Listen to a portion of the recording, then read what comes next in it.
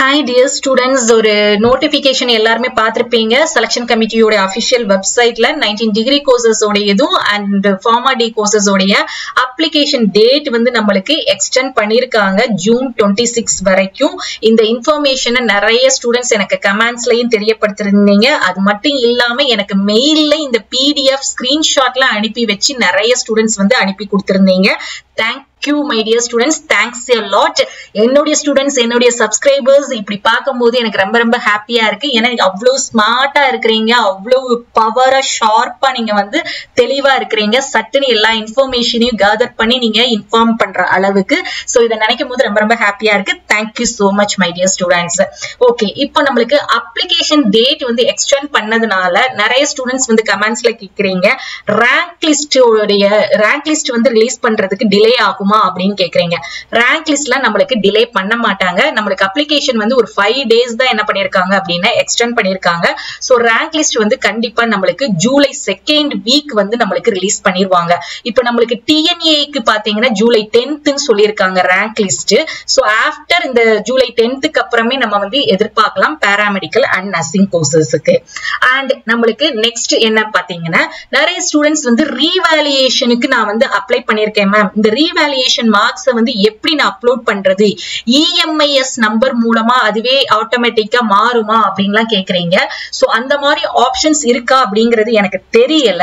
நீங்க ரீவேல்யூவேஷனுக்கு அப்ளை பண்ணி இப்போ உங்களுக்கு கையில மார்க் ஷீட் இருக்கு அப்படின்னா நீங்க என்ன பண்ணிக்கோங்கன்னா, நீங்க ஏற்கனவே சப்மிட் பண்ணாம இருந்தீங்க அப்படின்னா இத கிளிக் பண்ணி எடிட் அப்ளிகேஷன்ல போய் அப்லோட் பண்ணி கொடுங்க. ஏற்கனவே நான் அப்ளிகேஷனை சப்மிட் பண்ணிட்டேன் மேம் அப்படின்னு இருக்கக்கூடிய ஸ்டூடெண்ட்ஸ் வந்து இங்க கான்டாக்ட் இன்ஃபோ அப்படின்னு தெரியுது பாத்தீங்களா, இத கிளிக் பண்ணீங்கன்னா உங்களுக்கு இந்த மெயில் ஐடி தெரியுது பாத்தீங்களா, இந்த மெயில் ஐடிக்கு அனுப்பி வைங்க. இந்த மெயில் ஐடியில உங்களுடைய அப்ளிகேஷன் நம்பர், உங்களுடைய நேம், என்ன கொரி அப்படிங்கிற எல்லா இன்ஃபர்மேஷனையும் நீங்க வந்து டைப் பண்ணிட்டு ஒரு டிராஃப்ட் பண்ணிட்டு அதுக்கடுத்து உங்களுடைய இப்ப வந்த சர்டிபிகேட்டையும் அப்லோட் பண்ணி அனுப்பி வைங்க. அது மட்டும் இல்லாம இந்த நம்பருக்கு கால் பண்ணி, இதுல பாதி நம்பர் வந்து எடுக்க மாட்டாங்க, சோ இந்த நம்பருக்கு நீங்க வந்து டயல் பண்ணி அவங்ககிட்ட உங்களுடைய விஷயங்களை வந்து சொல்லுங்க, ரெக்வெஸ்ட் பண்ணி கேளுங்க. சோ அப்படி கேட்கும் போது கூட நீங்க வந்து TNAU நம்மளுடைய அக்ரிகல்ச்சர் இருக்கு பாத்தீங்களா, அது மட்டும் இல்லாம தனுவாஸ் இருக்கு இல்லையா, வெட்னரி கோர்சஸ், இதுக்கு எல்லாத்துக்குமே அவங்களுக்கு என்ன பண்ணிருக்காங்கன்னா ஏற்கனவே அப்ளிகேஷன் சப்மிட் பண்ணவங்களுக்கு ugadmission.tnau.ac.in அப்படிங்கிற மெயில் ஐடிக்கு வந்து சர்டிபிகேட்ஸ், இந்த ரீவேல்யூவேஷன் சர்டிபிகேட்ஸ் வந்து அனுப்பி வைக்க சொல்லியிருக்காங்க. சோ அதனாலதான் அவங்களுக்கு ரேங்க் லிஸ்ட் வந்து டிலே ஆச்சு ரிலீஸ் பண்றதுக்கு. சோ நீங்க அந்த மாதிரி நீங்க ஒரு ரெக்வெஸ்ட் பண்ணீங்க, அப்படி முயற்சி செஞ்சீங்கன்னா கண்டிப்பா நடக்கிறதுக்கு வாய்ப்பு இருக்கு.